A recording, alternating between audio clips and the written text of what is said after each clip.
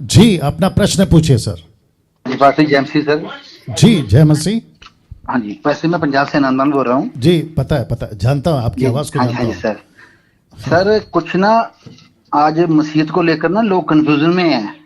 जैसे कुछ मुस्लिम्स हैं या हिंदूज हैं, जी वो बाइबल में से सर 2-3 जगह से वर्सेस उठाते हैं। मैं आपको एक एक करके बताता हूँ। जी जिस तरह सर हिजकिय्याल पुस्तक है, उसका 23 अध्याय है। जी सर उसमें वो बोलते हैं, उसको पढ़ के तो वो कमेंट ये करते हैं कि आपका परमेश्वर कैसा परमेश्वर है।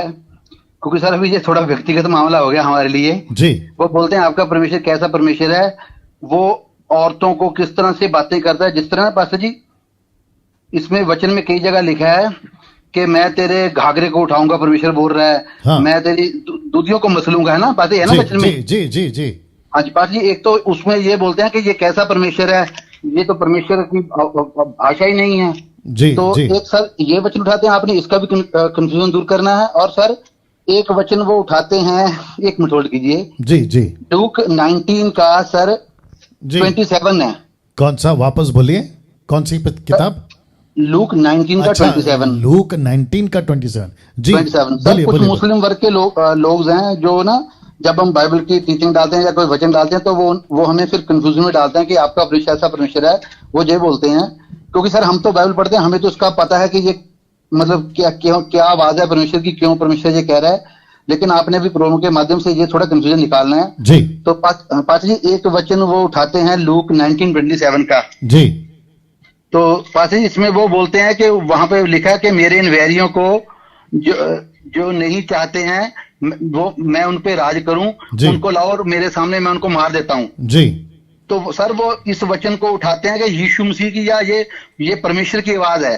लेकिन कॉन्सेप्ट ये है कि ये आवाज परमेश्वर की नहीं है, ये तो जो बाइबल में स्टोरी सुना रहा है उसकी आवाज है ना। राइट राइट, करेक्टर बिल्कुल है। बिल्कुल। एक सर आपने भी ये क्लियर करना है, हम तो हमें जी। तो मालूम है। और सर एक वचन वो सर और उठाते हैं, एक मिनट होल्ड कीजिए, जी मैंने जी लिखे हुए हैं। सर कोरिन्थियां फर्स्ट का 7:38 है। जी सर उसमें वो वचन में, एक मिनट सर प्लीज होल्ड कीजिएगा। जी हाँ जी सर। सर उसमें वचन में एक जगह लिखा हुआ है कि जब आप सर उस वचन को हम पढ़ते जाते हैं ना, तो 36-37 में जब हम पहुंचते हैं वचन में, जी 7:36-37 में पहुंचते हैं, तो सर वो इस वचन में वो ये बताते हैं कि एक बाप अपनी बेटी से शादी करने के लिए इस वचन में बोल रहा है, जब कॉन्सेप्ट नहीं है। कौन सी पत्री? सर मैं आपको बताता हूँ, 36, 37, 38 है। नहीं सर, कौन सी पत्री, कौन सा बुक? First Corinthian chapter 7। हाँ, चैप्टर 7 का। हाँ जी सर 37, 36, 37, 38 वचन है सर जी। उसको सर जब ये पढ़ते हैं ना, ये लोग जो बाइबल में पढ़ते हैं, क्योंकि उन्होंने सर वचनों को ट्विस्ट करना होता है ना। तो सर इन वचनों में वो सर बोलते हैं कि इस वचन के जब हम सर इसको हिंदी इंग्लिश ट्रांसलेशन में पढ़ते हैं ना, तब भी सर वहां पर भी सर इसमें ना वो बेटी शब्द ही प्रयोग करते हैं कि वो अपनी बेटी को बोल रहा है। एक बाप अपनी बेटी से शादी करने के लिए बोल रहा है। कहते हैं आपका परमेश्वर कैसा परमेश्वर है, वो तो एक बाप को अपनी बेटी से शादी करने के लिए इजाजत दे रहा है। जी, लेकिन यहाँ पे ऐसा कुछ नहीं है ना भैया। सर नहीं सर, जब हम इन वचनों को सर अगर बाइबल से दूसरी बाइबल से पढ़ते हैं ना, जैसे मान लीजिए हम इसको सर हिंदी में पढ़ते हैं, तो उसमें लिखा है सर इसलिए कि जो अपनी कुंवारी का विवाह जो अपनी कुंवारी का विवाह, तो सर जो अपनी कुंवारी होगी वो उसकी बेटी होगी ना, तो विवाह कर देता है वह अच्छा करता है, और जो विवाह नहीं कर देता वह और भी अच्छा करता है। लेकिन सर जब हम इसे पीछे से पढ़ते हैं ना, तो वो सर इस वचन को बना देते हैं जैसे ना कि वो आदमी अपनी बेटी से शादी करनी चाहता है, वो कर सकता है। सर इसमें जब मैं पढ़ता हूँ तो यही आता है, लेकिन सर कॉन्सेप्ट ये नहीं होता है। जी, तो सर जी। ये 2-3 वचनों को वो ट्विस्ट करते हैं सर। ओके मैं समझ आपने गया। पहले तो ये क्लियर कर, मैं आपको एक नेक्स्ट प्रश्न पूछता हूँ। राइट। तो जितने दर्शक है, कितने लोग हैं अभी? 1800 लोग ना। मेरी रिक्वेस्ट है मसीह समाज के लोगों से, मेरी रिक्वेस्ट है, ये भाई जो अभी जिन्होंने कॉल किया मैं इनको जानता हूँ, मसीह मंथन के सदस्य भी हैं ये पंजाब से। मेरी रिक्वेस्ट है आप लोगों से, मेरा शब्द थोड़ा कठोर है, बर्दाश्त कर लो, किसी अरे गहरे के स्टेटमेंट से आपका बाइबल को उठाकर किसी प्रकार का कोई भी तुर्रम कान अगर स्टेटमेंट देता है, देखो बाइबल ऐसा कहती है, तुम्हारी बाइबल ऐसा कहती है, उस मूर्ख की बात को तवज्जो नहीं देना। पहली बात, वो चाहे कोई भी हो, किसी भी राष्ट्र का, किसी भी जाति का, किसी भी धर्म का। अभी बीच में किसी ने मेरे को एक व्हाट्सएप पे भेजा था कि जाकिर नाइक ने ऐसा कहा। जाकिर नाइक कौन होता है? इसको ठीक ठहराना वाला, या इसको सर्टिफिकेट देने वाला, या परमेश्वर के राज्य को सर्टिफिकेट देने वाला जाकिर नाइक कौन होता है? मेरा सीधी बात है, वो कौन होता है? हड्डी मांस का इंसान है ना वो। क्या वो तय करेगा कि ये सही है गलत है? क्या ऐसे जैसे जो अभी भाई ने प्रश्न पूछा, क्या ये लोग तय करेंगे कि ये क्या सही है ये क्या गलत है? तुम आज पैदा हुए हो यार, तुम अभी पैदा हुए हो, तुम्हारी उम्र ही क्या है? ये तो वैसी बात हो गई। निकालो जल्दी से अय्यूब की पुस्तक, उसका 37 चैप्टर। ये तो वैसी बात हो गई जैसे अय्यूब के 3 दोस्तों को परमेश्वर डांट लगा रहा। फिर मैं मुद्दे पे आऊंगा और मुझे नहीं लगता है कि मैं आगे कॉल ले पाऊंगा, क्योंकि ये शायद लंबा खींचेगा और मुझे कोई दिक्कत नहीं। मैंने कहा ना आपसे, आपके प्रश्नों का उत्तर तब तक पूरा नहीं हो जाता, आपका ये जो डैनियल राजे प्रोग्राम चलाता रहेगा, आप लोग प्रश्न पूछते रहिए। 37 1 से 37 जी 37 है ना? हाँ 38, नॉट 37, 38 लिखा है। तब यहोवा ने अय्यूब को आंधी में से यूं उत्तर दिया, ये कौन है जो अज्ञानता की बातें कहकर युक्ति को बिगाड़ना चाहता है?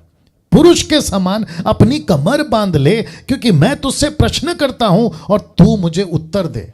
ये अय्यूब के 3 दोस्तों को रखकर परमेश्वर अय्यूब से बात कर रहा है। इनकी औकात क्या है?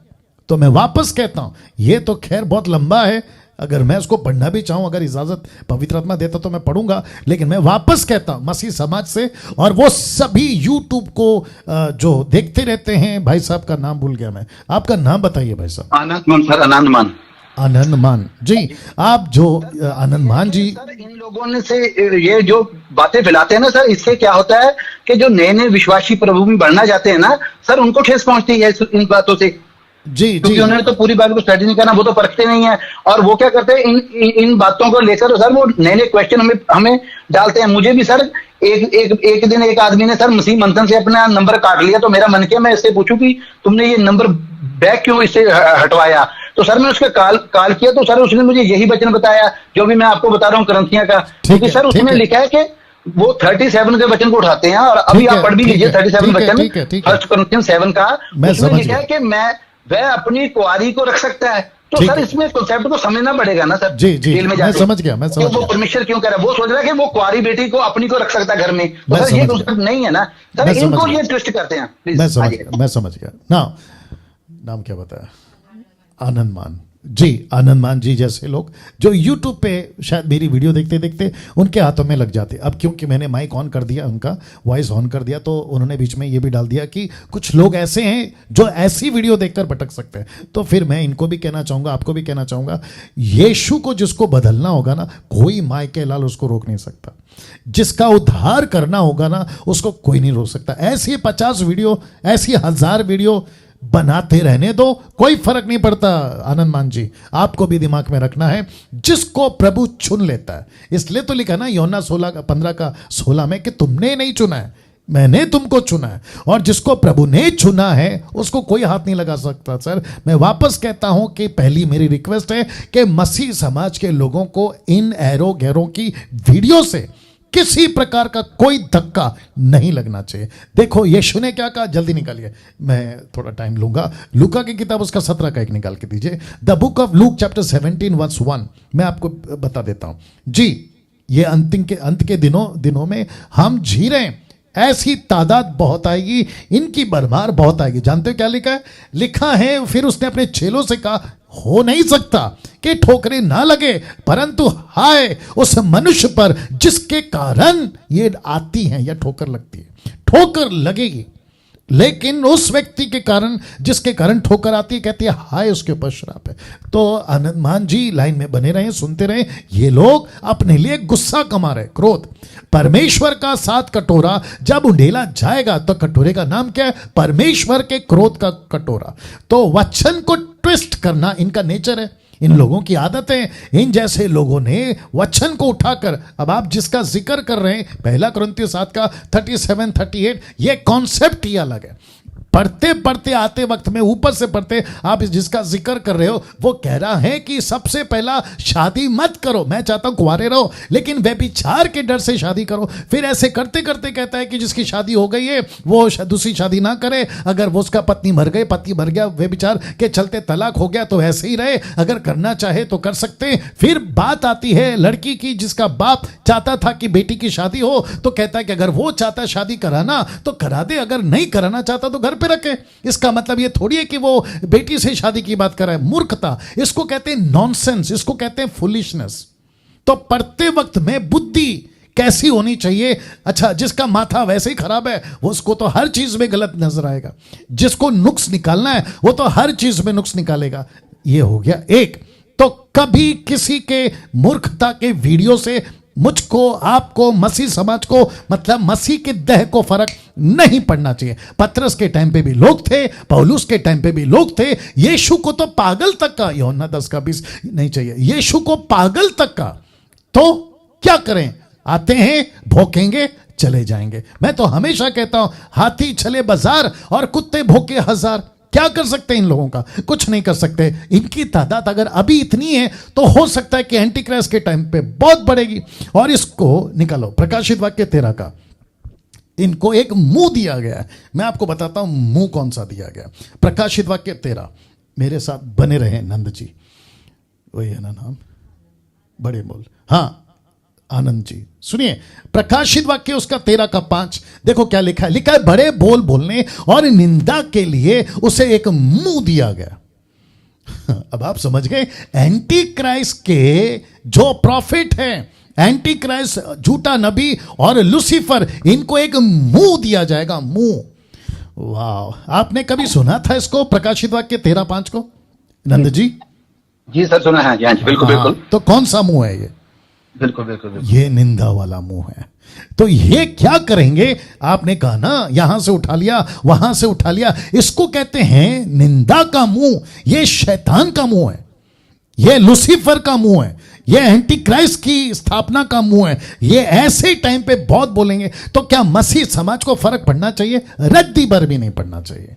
तो मैं वापस कहता हूं, कॉन्टेक्स्ट क्या है आप और मैं जानते हैं। अच्छा वो छोड़िए, अगर मैंने बीच में भी कहा था, अगर तुम हमारी बाइबल से ऐसी बात को निकालते जो कि है नहीं, कॉन्सेप्ट अलग है, लेखक अलग होता है, लिखवाने वाला परमेश्वर है, सिचुएशन अलग है। बाइबल के अंदर परमेश्वर ने भी कही है, शैतान ने भी बातें कही है, विश्वासियों ने कही है, नबियों ने कही है और अविश्वासियों ने कही है, राजा पिलातुस ने, राजा फिरौन ने, नबूकदनेस्सर ने, सबने अपनी अपनी डायलॉग इसमें लिखी है। उसको कॉन्सेप्ट क्या है, कॉन्टेक्स्ट क्या है, ये समझना होगा। तो वापस कहता हूं, बहुत ध्यान से सुनिएगा, इनके किसी एक स्क्रिप्चर से ट्विस्ट करके, तोड़ मरोड़ करके अगर ये हम तक पहुंचाते हैं और कहते हैं कि देखो बाइबल ऐसे करती है या ऐसा इंटरप्रेट है, तो रद्दी भर भी फर्क आपको और मुझको नहीं पड़ना चाहिए। जो यीशु के ट्रू फॉलोवर्स हैं, जो यीशु के वचनों के ट्रू फॉलोवर्स हैं, उनको किसी प्रकार का कल्ट वीडियो का फर्क नहीं पड़ना चाहिए। ये स्टेटमेंट मैं आपको यहां से दे रहा हूं जी।